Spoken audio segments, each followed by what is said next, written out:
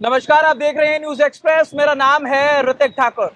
दोस्तों, लंबे समय से हमने देखा सीजेपी के प्रोटेस्ट में बार बार दो तीन बातें हुई, लेकिन सबसे मुख्य मांग थी धर्मेंद्र प्रधान का इस्तीफा। और आज की तारीख शायद 25 जुलाई 2026 सभी याद रखेंगे, क्योंकि सीजेपी प्रोटेस्ट में बार बार ये कहा जा रहा था कि ये अंतिम मांग सिर्फ यही है कि धर्मेंद्र प्रधान का इस्तीफा हो, और वो इस्तीफा आज हो चुका है। जी हाँ, ये बहुत बड़ी खबर आपको बता रहे हैं। जब धर्मेंद्र प्रधान का इस्तीफा हुआ है, उन्होंने अपने एक्स हैंडल पर एक फोटो डाली जिसमें वो लेटर था। उसमें उन्होंने लिखा कि लगभग मैं 4 दशक से छात्रों के साथ जुड़ा हुआ हूं। बहुत लंबी चौड़ी बातें उन्होंने उसमें कही है। मेरे साथ मेरे सहयोगी अक्षत है, थोड़ा समझेंगे कि आखिरकार क्या धर्मेंद्र प्रधान ने जो इस्तीफा दिया है उसके पीछे की बातें क्या है, क्योंकि एक लंबे समय तक ये प्रोटेस्ट चला, उसके बाद आज जाकर के ये इस्तीफा हुआ है। अक्षत, सबसे पहले आप इस इस्तीफे को कैसे देख पा रहे हैं, क्या समझ पा रहे हैं? देखिए, नरेंद्र मोदी सरकार जिस तरह से काम करती आई है लगभग 12 सालों में, तो ये पहली बार हुआ है जब सरकार ने अपने आप को दबाव में महसूस किया है। क्योंकि इसके पहले जब शाहीन बाग हुआ, वहां पर काफी समय तक लोग बैठे रहे, सरकार ने उसे सीरियसली नहीं लिया, उस पर कोई एक्ट नहीं किया। चाहे वो किसान आंदोलन हो, 1.5-2 साल तक सरकार ने उनकी खबर नहीं ली, कोई भी बड़ा आंदोलन पनपा ही नहीं मोदी सरकार में। लेकिन जब युवाओं का इतना बड़ा आंदोलन हुआ, उसके बाद धर्मेंद्र प्रधान का रिजाइन करना, ये दिखाता है कि ये जेनजी के आंदोलन ने जो एक ट्रेंड चला था, ये एशिया में जो ट्रेंड चला था, जहां पर श्रीलंका हो या बांग्लादेश हो या नेपाल हो, हाँ। वहां पर जो जेनजीज का जो एक नया ट्रेंड चला था कि जेनजी आंदोलन करेगा, तो उस जेनजी ने ना किसान झुका पाए, ना शाहीन बाग में लोग झुका पाए, लेकिन उस जेनजी ने जरूर इस सरकार को झुका दिया है। और दूसरा एक एंगल ये भी हो सकता है कि क्योंकि 15 अगस्त की सिक्योरिटी पास में है, संसद के पास में दिल्ली एक हाई सिक्योरिटी एरिया है, तो उस हिसाब से 15 अगस्त की सिक्योरिटी दांव पे थी, यूपी का इलेक्शन दांव पे था। हो सकता है इन सब पॉलिटिकल और सिक्योरिटी कंसर्न्स के चलते भी सरकार ने जो है वो इस्तीफे वाली बात करी। लेकिन जैसा कि हम ये बात इस वक्त कर रहे हैं, तो अभी सीजेपी की अगर बात करें तो सीजेपी में तो खुशी की लहर जरूर होगी कि वो कह रहे हैं कि वी वॉन, है ना। और इसके साथ वो बार बार कह रहे हैं कि कौन कह रहा था कि स्टूडेंट का प्रोटेस्ट जो है वो गलत था। लेकिन अब जब ये प्रोटेस्ट हुआ, धर्मेंद्र प्रधान ने इस्तीफा दिया, तो इसको अब इसका क्रेडिट लेने की भी होड़ लगी, क्योंकि हमने देखा लंबे समय तक यहाँ पर सिर्फ सोनम वांगचुक, अभिजीत दीपकर और उनकी टीम थी। लेकिन धीरे धीरे जैसे संसद सत्र नजदीक आया, संसद के पास लोग पहुंचने लगे, तो इसमें सभी विपक्षी दल लगभग ये कह सकते हैं कि आए। इसमें जितने बड़े विपक्ष के नेता थे, चाहे राहुल गांधी सबसे बड़े नेता विपक्ष के हैं, वो तक यहाँ पर मौजूद थे। तो अब क्या ये माना जाए कि अब इसमें क्रेडिट की भी लड़ाई जरूर होगी, क्योंकि सभी कह रहे थे कि हमारी वजह से, हमारी वजह से। लेकिन अब सीजेपी जिस तरीके से रिएक्ट कर रही है, क्या समझ पा रहे हैं? लड़ाई होगी, लड़ाई शुरू हो गई। आलोक शर्मा कांग्रेस के प्रवक्ता, उन्होंने तो ट्वीट भी कर दिया कि 12 बजे राहुल गांधी ने बोला कि इस्तीफा होगा, और देखिए 1:30-2 बजे इस्तीफा हो गया। जबकि ये लड़ाई मैं कहूंगा कि मुख्य रूप से सिर्फ सीजेपी की। राहुल गांधी ने, अक्षत, राहुल गांधी ने तो ये तक कहा, जब वो प्रेस कॉन्फ्रेंस कर रहे थे उन बच्चों के साथ जो घायल थे, वो ये कह रहे थे कि इस्तीफा ही हमारी अंतिम मांग है। आप अगर ये सोच रहे होंगे कि आप कैबिनेट शफल कर देंगे तो हम ये बात नहीं मानेंगे। तो इस बार तो उनकी बात मान ली गई ना। और अब इसको कांग्रेस बहुत अच्छी तरीके से बुनाएगी, आम आदमी पार्टी बुनाएगी। जबकि ये जीत, मैं इसे सीजेपी की जीत, सोनम वांगचुक की जीत, कांग्रेस या आम आदमी समाजवादी की जीत नहीं मानता हूं। ये जीत उन छात्रों की है, बच्चों की है, क्योंकि आप खड़े थे। यस, क्योंकि आप देखिए एक समय बाद सीजेपी के अभिजीत दीपके के चेहरे पर भी आंदोलन खड़ा नहीं रहा, ना सोनम वांगचुक, उससे आगे निकल चुका था।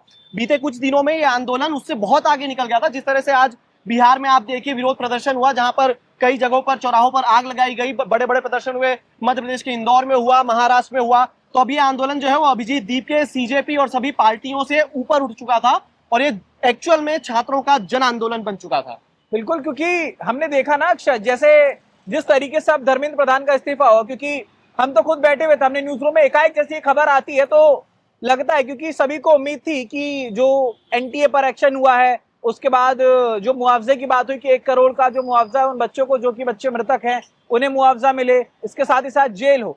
लेकिन ये सभी को लग रहा था कि शायद जो इस्तीफे वाली बात है वो टाली जा सकती है। लेकिन बीजेपी ने भी जब ये इस्तीफा दिया है, तो कहीं ना कहीं ये माना जा सकता है अक्षत कि बीजेपी ने भी अपनी नैतिकता के आधार पर इस्तीफा दिया।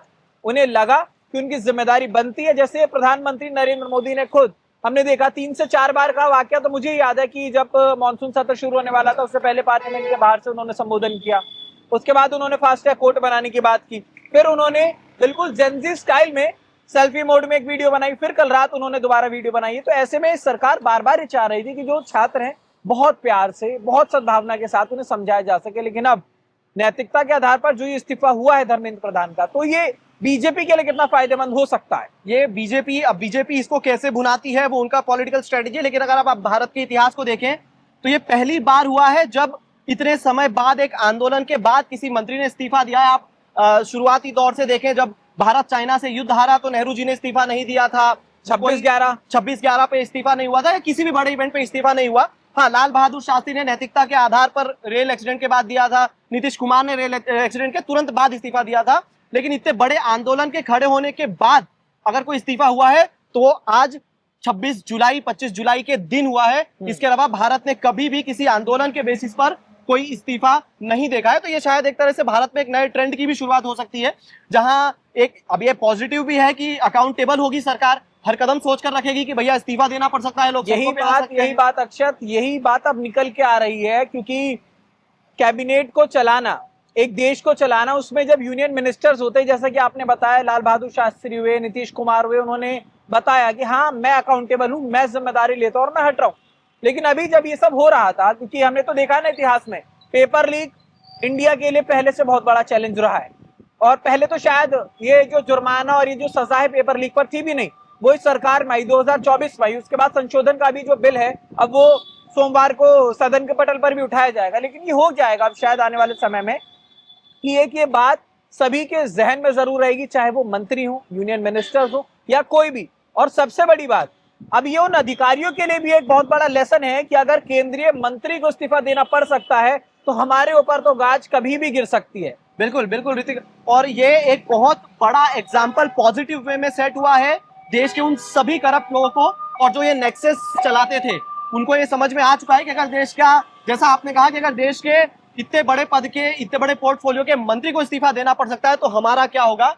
तो इसका एक पॉजिटिव साइड ये भी है कि देश में एक लेवल ऑफ अकाउंटेबिलिटी सेट होगी, लोगों में डर बनेगा, मंत्रियों में और जो हमारे सरकारी विभाग के कर्मचारी हैं उनमें एक डर भरेगा कि भैया देश की जनता जाग चुकी है, कभी भी प्रोटेस्ट हो सकता है और हमारे खिलाफ आंदोलन खड़े हो सकते हैं और हमें रेजिग्नेशन देना पड़ सकता है। लेकिन अक्षत, एक आखिरी बात थोड़ी सी ये है कि हमने अग्निवीर वाला आंदोलन देखा था, हमने शाहीन बाग देखा, हमने किसान आंदोलन देखा जो कि कितने महीनों तक चला था। किसान आंदोलन पूरी दिल्ली घेर ली थी लोगों ने, पंजाब से आए थे, सारी चीज हुई थी, बहुत सारी चीज हुई। लेकिन इस बार जब सरकार झुकी है, क्योंकि उस वक्त कहा जा रहा था कि फार्मर, किसान, नो फार्मर नो फूड वाली बात हो गई थी, लोग कह रहे थे कि आप जो अनाज खाते हैं वो इन किसानों का दिया हुआ है, बावजूद उसके सरकार इस तरह से नहीं झुकी थी।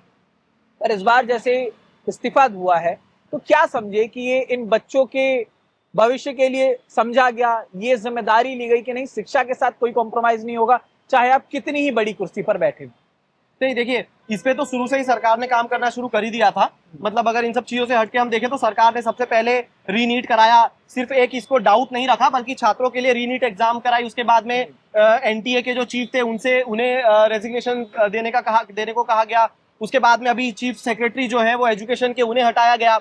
तो लगातार डेवलपमेंट्स तो हो ही रहे हैं। 47 लोगों पर अभी भी एक्शन हुआ है। उसके बाद में फास्ट ट्रैक की जो बात करी प्रधानमंत्री जी ने, तो लगातार डेवलपमेंट्स हो ही रहते हैं। लेकिन इस लेवल का डेवलपमेंट होगा, मोदी सरकार झुकेगी, अपने मंत्री से इस्तीफा लेगी, मंत्री इस्तीफा देंगे, इस लेवल पे लोगों ने नहीं सोचा, उम्मीद नहीं थी कितनी जल्दी एक्शन होगा। लेकिन फिलहाल खबर यही है कि धर्मेंद्र प्रधान अपना इस्तीफा दे चुके हैं। छात्र जिस बात पर अड़े थे, जिस बात पर अडिग थे कि धर्मेंद्र प्रधान के इस्तीफे से नीचे कोई बात नहीं होगी, तो वो इस्तीफा भी हो गया है, एनटीए पर एक्शन भी हो रहा है, छात्रों को मुआवजा देने की बात भी हो रही है। 2024 में जो कानून लाया गया था पेपर लीक को लेकर के, उस पर दोबारा से उसमें संशोधन हो रहा है। जो उसमें सजाओं का प्रावधान है, मुआवजे का प्रावधान है, उसको भी बढ़ाया जा रहा है। तो यानी कि अब जिस सरकार को ये कहा जा रहा था कि आप अकाउंटेबिलिटी नहीं लेते हैं, वो उम्मीद से आगे बढ़कर वो अकाउंटेबिलिटी ले रहे हैं। इस्तीफे की मांग थी, इस्तीफा भी हुआ, सारी चीजें हो रही है। अब देखना होगा कि जो सीजेपी का प्रोटेस्ट था अब वो खत्म हो जाता है या फिर इसके आगे कोई नई रणनीति जो है वो सीजेपी के प्रोटेस्ट में देखने को मिलती है। फिलहाल जो भी अपडेट होगा आप तक लगातार पहुंचती रहेगी। देखते रहिए न्यूज़ एक्सप्रेस।